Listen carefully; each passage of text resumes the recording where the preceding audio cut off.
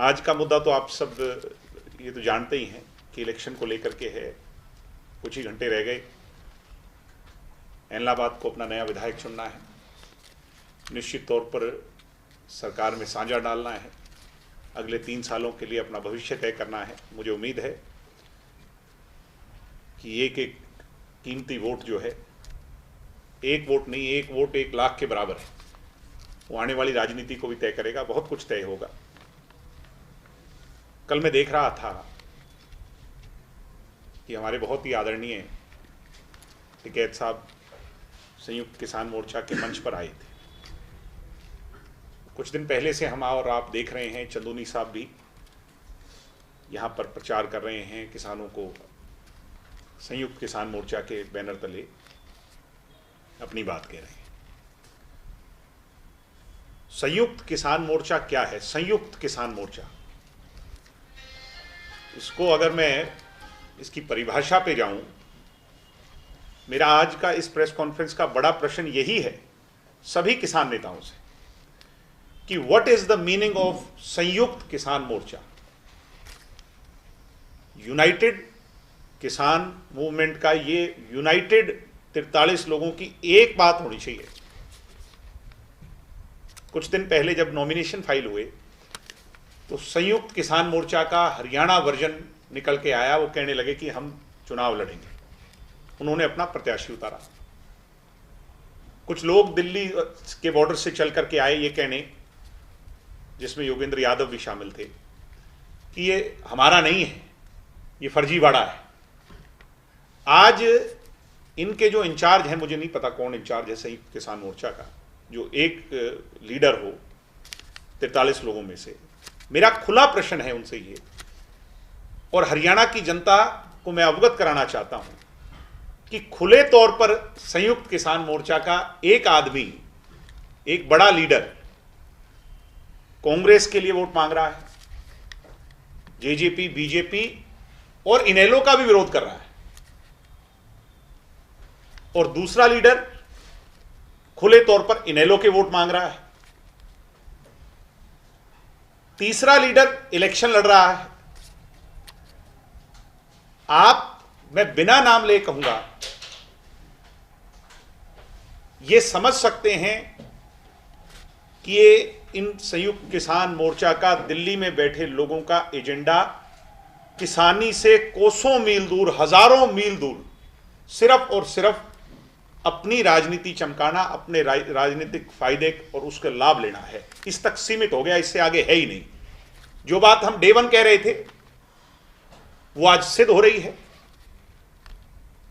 मुझे हैरानी है कि 43 लोग, इतनी बड़ी मूवमेंट, लाखों लोगों को विश्वास में लेकर के दिल्ली के बॉर्डर्स पर एक रेवोल्यूशन, जिसकी अमेरिका तक जिसकी धाक पहुंची, उनकी यूनिटी कितनी बुरी तरह, उनकी एकता कितनी बुरी तरह, और उनकी आपसी अंदर की इंटरनल कितनी ताकत है, कितने वो यूनाइटेड हैं, संयुक्त हैं, ये एक्सपोज हो गई एलनाबाद के इलेक्शन में। मतलब पहले टेस्ट में ही, जब सबको अपने इंटरेस्ट सिद्ध करने थे, वो एक्सपोज हो गए। चंदूनी जी कहते थे कि पंजाब में हमें इलेक्शन लड़ना चाहिए, तो इस बात को बहुत सारे संयुक्त किसान मोर्चा के लोगों ने कहा था कि ये गलत कह रहे हैं। कहा था कि नहीं कहा था, आप सब जानते हैं। और वहीं संयुक्त किसान मोर्चा के दूसरे लोग आज आकर के किसी दूसरे प्रत्याशी के लिए वोट मांग रहे हैं। यानी सबके वेस्टेड इंटरेस्ट हैं। वो इंटरेस्ट समय समय पर लोगों के सामने आ रहे हैं। मेरा प्रेस कॉन्फ्रेंस कर करके एलनाबाद की जनता को विशेष तौर पर और हरियाणा प्रदेश की जनता को सिर्फ और सिर्फ यही बताने का आज कारण है कि कहीं जाट एजिटेशन में हरियाणा को जलवाने वाले लोग, हमारा नुकसान करवाने वाले लोग, कहीं ये उसका सेकंड पार्ट तो नहीं, सिर्फ ठंडे मन से जब वोट डालने जाएं, और हरियाणा की जनता भी इस बात को सिर्फ और सिर्फ ठंडे मन से सोचे और सोच करके फैसला करे कि कौन हमारा भविष्य तय कर रहा है। मैंने कहा था खुले तौर पे पूछा था किसानों से आज से 20 दिन, एग्जैक्ट 20 दिन पहले प्रेस कॉन्फ्रेंस करके चंडीगढ़ में, कि आप हमें बैरियर्स पर रोकते हैं, टोल पर रोकते हैं, हमारा विरोध करते हैं, काले झंडे दिखाते हैं इनके कहने पर, मगर आप अगर हमारा विरोध करते हैं, वो जिस कारणवश करते हैं कि हम सत्ता के भागीदार हैं, मैंने कहा था कि पूरी जिम्मेवारी के साथ दुष्यंत चौटाला जी आप लोगों के पास आने को तैयार हैं। आप संयुक्त हो जाइए, दुष्यंत पर विश्वास कीजिए, देवीलाल जी की चौथी पीढ़ी पर विश्वास कीजिए, जिस पर किसान का एक बड़ा टैग लगा हुआ है, जिसके लिए आप उसको काले झंडे दिखा रहे हैं, उस दुष्यंत पर एक मौके विश्वास कीजिए, दिल्ली चलिए, हम आपकी बातचीत करने को तैयार हैं। हम गृह मंत्री, प्रधानमंत्री जहां तक ही लेके चाहते हैं दुष्यंत की अगुवाई में, हम इन सभी मुद्दों पर खुलकर बातचीत करने को तैयार हैं। अल्टीमेट समाधान भी, अल्टीमेट समाधान क्या है जो ये चाहते हैं, अल्टीमेट समाधान करवाने के लिए भी हम हर सैक्रिफाइस देने को तैयार हैं। तब बड़ी हैरानी हुई, बहुत ही ओछी बात एक किसान नेता ने कही, आपके सामने कही कि इनके पल्ले क्या है। मैं नाम नहीं लूंगा क्योंकि नाम लूंगा तो बहुत सारी कंट्रोवर्सी हो जाएगी, कि इनके पल्ले क्या है, ये इतने बड़ा जिम्मा उठा रहे हैं। अगर हमारे पल्ले नहीं तो हमारा विरोध क्यों? अगर दुष्यंत के पल्ले ही नहीं तो दुष्यंत का विरोध किस लिए? इस बात का जवाब 20 दिन से तो मुझे नहीं मिला। 6 क्वेश्चन मैंने पूछे थे, एक को तो भारी कर दिया, जिसका मैं बता रहा था यादव साहब का, उनको तो निकाल के बाहर फेंक दिया, क्योंकि वो सिर्फ कुछ लोग जो जिन लोगों की और डेथ हुई थी उन पर बैठने चले गए। यानी ये कहां जा रहा है मूवमेंट, मैं आपको सिर्फ चेताना चाहता हूं। उनको बाहर निकाल करके फेंक दिया, जैसे दूध में से मक्खी को निकाल करके फेंक दिया। मैं अब चंदूनी जी बचे हैं हरियाणा के, वो यहीं घूम रहे हैं, क्या पता यहीं हो तो आप उनसे ये बात जरूर पूछिएगा। सीधा सीधा प्रश्न कि दिग्विजय ने जो 20 दिन पहले कहा था, भाई या तो तुम बात करो, दुष्यंत पर एक मौके विश्वास करो, जब आपने सब पर कर लिया तो एक मौके दुष्यंत पर करो और चलो दिल्ली, हम आपका मामला सुलटवाते हैं। और अगर वो ये माने कि हमारे पल्ले ही कुछ नहीं तो फिर हमारा विरोध क्यों? आज का जो दूसरा है, मैंने जमाल में देखा, जब हम सब बोल लिए, लास्ट में जब दुष्यंत जी बोलने लगे तो कुछ लोग दुष्यंत जी का विरोध करने के लिए चढ़ गए घर पर, किसी छत पर काले झंडे लेकर के चढ़ गए, दुष्यंत जी बोलने लगे। अब इस पूरे के पूरे इंसिडेंट को मैं, जो शाम को हुआ थाने के अंदर, किसान नेता भी पहुंच गए, उनका ठीक है, वो उनका राइट है अपने आदमी को वहां पे उसकी जमानत कराने के लिए। मैं, आप पत्रकार लोग जो सारी चीजों को बहुत बारीकी से माइन्यूटली देखते हो, देश का चौथा स्तंभ हो, कमाल की बात देखो कि जमाल में हुए विरोध में जमाल का एक भी आदमी नहीं था। जमाल में जो विरोध हुआ उसमें जमाल का एक भी आदमी नहीं था। मैं नहीं कह रहा, आप उस थाने में जाओ, जिनकी रिपोर्ट लिखी उनका पता लगा लो, एड्रेस। एनलाबाद का एक भी आदमी नहीं था। मेरे को ये कहा, सुना मैंने आप लोगों के माध्यम से, इनेलो के लोग ये कहते थे, या किसान मोर्चा के लोग कह रहे थे कि गांव के बाहर बड़े बड़े बैनर लगा दिए, और ढुकड़ा गांव ने तो एज ये कह रहे थे कि ढुकड़ा गांव ने तो अगर ये कोई आएगा तो वापस नहीं जा पाएगा। मेरे प्रोग्राम बन रहे थे, मैंने कहा पहला प्रोग्राम ही ढुकड़ा में रखो। मैं ढुकड़ा गांव में प्रोग्राम करने गया, एक भी विरोध करने वाला नहीं था। मैं 3-4 दर्जन गांव में जाके आया हूं, एक भी व्यक्ति गांव का विरोध करने वाला नहीं, एनलाबाद हल्के का विरोध करने वाला नहीं। जिस सिकंदर के लिए इतना तमाशा हुआ वो भी मैंने सुना रोडी का निकला।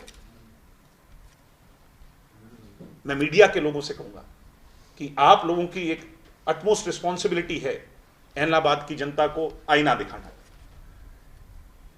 कि ये लोग स्पॉन्सर्ड लोग हैं। कल निशान सिंह जी का विरोध किया, वो लोग कौन थे? किसान नेता जो एक रोड शो कर रहे थे, उनके साथ पीछे गाड़ियां थी। मैंने वो एक फोटो मेरे सामने आई जिसको मैं आज आप लोगों से साझा करूंगा। हैरानी हुई कि जो बात हम डे 1 से कह रहे हैं वो तो एक्सपोज ही होगी। ये लड़का हमारे साथ इंसो में हुआ करता था, जो आज के दिन आईएसओ का प्रदेश का सेक्रेटरी है, इसने पत्थर मारे निशान सिंह जी की गाड़ी पर। एलनाबाद हल्के का नहीं है। जितनी भी भीड़ थी, ये जो कल 2 रैलियां हुई हैं जिसमें ये तमाम बड़ी बड़ी बातें कर करके गए हैं, उसमें आप उसकी वीडियोग्राफी फोटोग्राफी हमने करवाई है माइन्यूटली। कल तक वो सारी बातें लेके मैं आपके सामने आऊंगा। 90% इंडियन नेशनल लोकदल के स्पॉन्सर्ड पदाधिकारी वहां पर गए। यानी ये किसान मूवमेंट विरोध, इसमें एलनाबाद के लोगों का रोल नहीं, एलनाबाद में किसी गांव के आदमी का कोई रोल नहीं। ये तो सीमित हो गया। इन लोगों ने एक जिम्मा उठा लिया और इस हद तक चले गए जिसकी कोई व्याख्या नहीं, उसको कहने की कोई परिभाषा नहीं। और मैं बड़ी जिम्मेवारी से कह रहा हूं, कल शाम से जननायक जनता पार्टी के वर्कर्स को इंडियन नेशनल लोकदल के प्रत्याशी टेलीफोनिकली फोन कर रहे हैं। पहले तो चाय की डिमांड कर रहे हैं, और जब चाय की डिमांड के लिए वो व्यक्ति मना कर रहा है तो आपको हैरानी होगी, उसको धमका भी रहे हैं कि तू मुझे जानता नहीं। यानी अपना रंग आज जब ये देख लिया, खिसियानी बिल्ली खंबा नोचे, हालात देख लिए कि कुछ बचा नहीं, इलेक्शन का रिजल्ट तय हो चुका है, लोगों ने मन बना लिया, तो अपने पुराने रंग में फिर से रंगे। एक वीडियो कल से वायरल हो रही है, हम देख रहे हैं कैसे लोगों को कहा जा रहा है कि कोई गांव में आए तो उसको पीटियो, उसकी टांगे तोड़ देना। औरतों को, महिलाओं को, हमारे इलाके के शांतिपूर्वक इलाका है उसमें कहा जा रहा है कि डंडों से लोगों को पीटना। यानी कहां ले जाना चाहते हैं? राजनीति का स्तर कितना गिर जाएगा? युग पुरुष जननायक स्वर्गीय चौधरी देवीलाल जी के नाम पर राजनीति करने वाले लोग अब ये कहेंगे कि डंडे हाथ में उठा लो और टांगे तोड़ दो। क्या हमने कभी इसकी कल्पना की थी? मैंने तो खुले तौर पे कहा कि जब बटन दबाने जाओ तो नरम और गर्म में से चुनना है। सिरसा जिले के लोग ठंडा आदमी और नरम पसंद करते हैं। मुझे उम्मीद है कि 30 तारीख को मत डलेंगे, 2 को पेटियां खुलेंगी, एक इतिहास नया रचने जाएगा इलाहाबाद के अंदर। अपने जेजेपी के वर्कर से कि टेलीफोन की रिकॉर्डिंग ऑन करके रखना। रिकॉर्डिंग कुछ मेरे पास आई भी है, जरूरत पड़ेगी तो कल हम आपसे मिल करके उन सारी चीज़ों को आपके सामने रखेंगे। मगर हम क्योंकि जिम्मेवार लोग हैं, हमें अपनी परिवार की हर उन सीमाओं का भी पता है, हम उस हद तक नहीं जाना चाहते। कार्यकर्ताओं से कहूँगा किसी से कोई डरने की जरूरत नहीं, हिम्मत से, हौसले से, शांति प्रिय तरीके से पोलिंग कराएं। प्रजातांत्रिक प्रणाली, डेमोक्रेसी, इसी के लिए इसको वाइब्रेंट कहते हैं हम। सबको अधिकार है बात कहने का, सीमाओं में रह करके। एथिकल और मोरल वैल्यूज डाउन ना हो, मगर अगर कोई धमकाए, कोई डराए, कोई टांगे तोड़ने की बात करे तो फिर इस गलतफहमी में वो व्यक्ति ना रहे। क्योंकि हरियाणा में कानून का राज है, कब्जा धब्जा का राज नहीं है। मुख्य मुद्दा यही था कि संयुक्त किसान मोर्चा की डेफिनेशन मैं समझ नहीं पाया, आप नहीं समझ पाए। कल जो तमाशा हुआ वो तो बड़ा हैरान करने वाला था। तो आप सिर्फ और सिर्फ, मेरा मकसद था कि लोगों के सामने इस बात को लाया जा सके। आप सबका धन्यवाद। वो पता चल जाए चौका मारेंगे या लोग छक्का मारेंगे, ये 2 तारीख को पता चलेगा। मेरा कहने का मतलब ये है कि ये मेरी बात तो उन तक पहुंची जाएगी, क्या पता मेरे को सुन भी रहे हो, वो इस गलतफहमी में ना रहे। वो जो लोगों को धमका रहे हैं कि मेरे को जानते नहीं, ये लाइन उन्होंने बोली है, शायद जब मेरी बात सुन रहे होंगे तो रिकॉल कर जाएंगे कल रात को किसको कॉल किया था। तो इस गलतफहमी में वो ना रहे। मैंने तो कह ही दी ना खोल के बात आपके सामने कि एक इनेलो के लिए मांग रहा है, एक दूसरा कांग्रेस के लिए मांग रहा है। आप तो मेरे से लाख गुना समझदार हैं, और आपसे ज्यादा समझदार इलाहाबाद की जनता है। सबको पता है कौन किसका झोला भरना चाह रहा है और कौन किसका हटाना चाह रहा है। मगर वो कह के गए कि वो झोला जो है रख के गया था, पंचायती जगह है, मगर सिरसा की मीडिया ने वो झोला पहले ही खोल के देख लिया और दिखा भी दिया। संयुक्त किसान मोर्चा का एजेंडा क्या था दिल्ली में बैठे लोगों का, और आज कहां पहुंच गए। तो इससे इनका अल्टीमेट इंटेंशन क्या है, ये कहां जाना चाहते हैं, अगर अब भी आप नहीं समझोगे, हरियाणा प्रदेश की जनता नहीं समझेगी, तो मुझे बड़ी हैरानी है। भाई अपील के असर वाले जो लोग हैं वो तो इनके साथ पहले ही हैं। जो अपील का असर करके या जो इस तरह के बहकावे में आने वाले, वो तो उसी के बलबूते पे तो ये इस्तीफा दिया था। असर नहीं होगा। जो समझदार है वो इनके एक्सपोज होने के बाद हम उनसे दूर हो जाएंगे। अपने इलाके में जीत ज्यादा बड़ी नहीं हुआ करती, ये तो आपने देखी है। यहां की टेंडेंसी जो है वो बहुत साइलेंट है वोटर की, अपने मन का भाव आज तक किसी को बताता नहीं। चौटाला साहब शायद एक बार इलेक्शन जब हुआ था तो वो बड़े मार्जिन से जीते थे, जब वो सीएम बने थे, उसके बाद अभय सिंह लड़े थे, वो बड़े मार्जिन से जीते थे। मेरे हिसाब से उसके बाद कोई ऐसा इलेक्शन इस पूरे जिले में हो या आसपास हो जो बड़े मार्जिन से जीता हो, 10,000, 15,000 या 10,000 से कम। मैं मान के चलता हूं आज की स्थिति ये है, क्योंकि मैं कहा, अभी मैं सीधी बात करता हूं, तो सीधे तौर पर मैं कहता हूं कि हम 10 से 15,000 पर आज खड़े हैं। और मैं उम्मीद करता हूं कि जब वोटर वोट डालेगा 30 को, तो ये जो गैप है ये और बढ़ेगा। डॉक्टर तंवर की मजबूरी है जी, मैं उनका बहुत आदर करता हूं और उनका जो एहसान हमारे पे है हम उसको भूलेंगे नहीं। मेरे को वो बहुत पसंद है एज ए इंडिविजुअल, पर उनकी पॉलिटिकल मजबूरी को आप समझिए कि वो बीजेपी के साथ नहीं जा सकते और हम बीजेपी के साथ अलायंस में हैं, नहीं तो वो हमारे साथ बैठे होते। वो उनकी मजबूरी है। उधर कांग्रेस में हुड्डा जब तक हैं वो नहीं जा सकते, तो फिर वो क्या करें, वो उनकी मजबूरी।